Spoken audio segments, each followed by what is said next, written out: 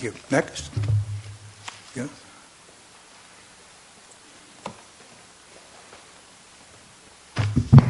Charles Gardner, Delta Vision Foundation. I have a couple of questions sort of on the practical level about the application of the first paragraph of WRP1.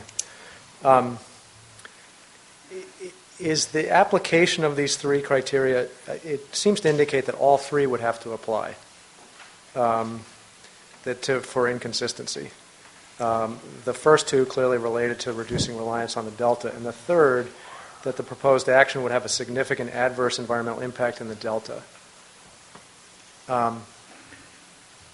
Is that correct, that all three would have to apply?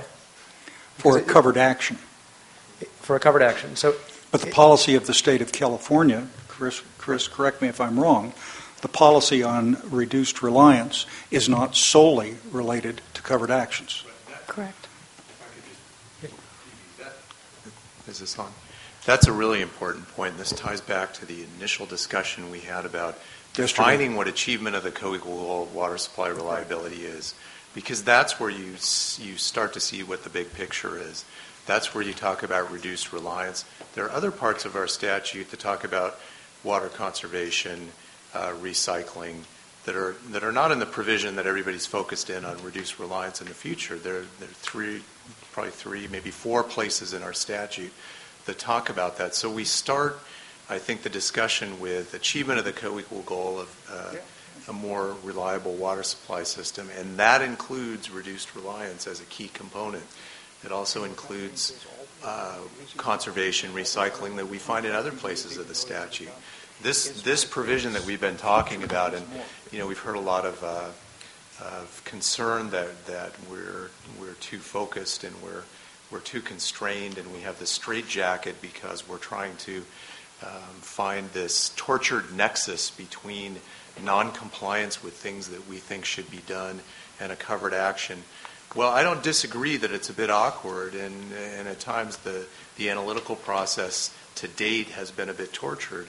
But the idea is that with regard to this policy, we have jurisdiction over covered actions. So our focus is on covered actions.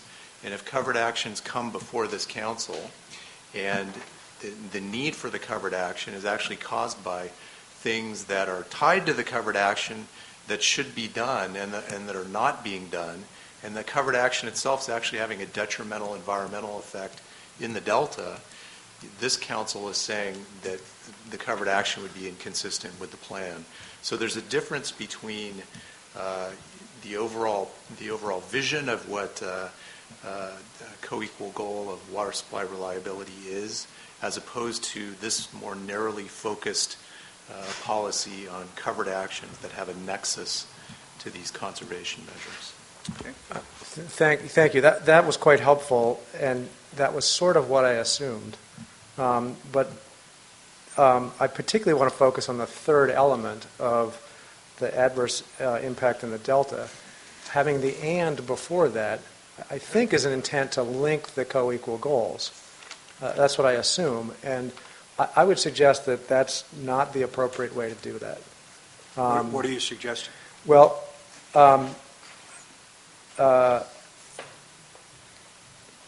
I think my starting point is that the ecosystem restoration is about restoration. It is not about preventing adverse impacts. And so I don't know. I haven't quite figured this out. I've been sitting there trying to look at this and figure out, well, how do you create this linkage? And looking at, are there other policies that would create that linkage?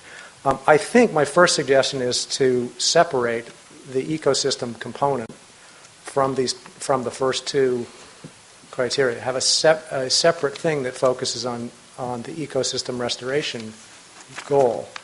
I haven't quite worked this all out, but if the intent is to connect those two, I think you're not quite connecting the right things. Well, if you have some suggested language that you could email to us, well, let us take a look at that and have the staff review it. That's probably the best way to respond. Yeah, and part of what I was trying to, because I'll work on that a little bit. I think that it would focus more on something that the proposed action would need to include some component of net benefit to the ecosystem, rather than no adverse impact to the ecosystem. So if we're about ecosystem restoration, it would be that the proposed action needs to include some enhancement of the ecosystem as well.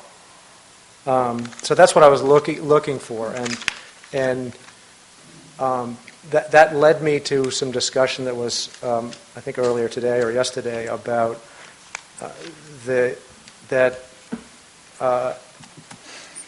if one of the goals of the water supply reliability is to reduce dry year diversions, that might be something to work in here as well.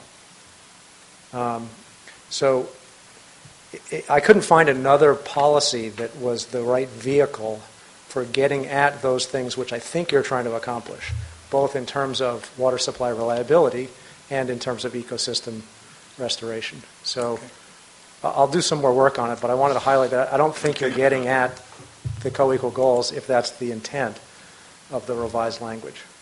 Okay. Thank you very much.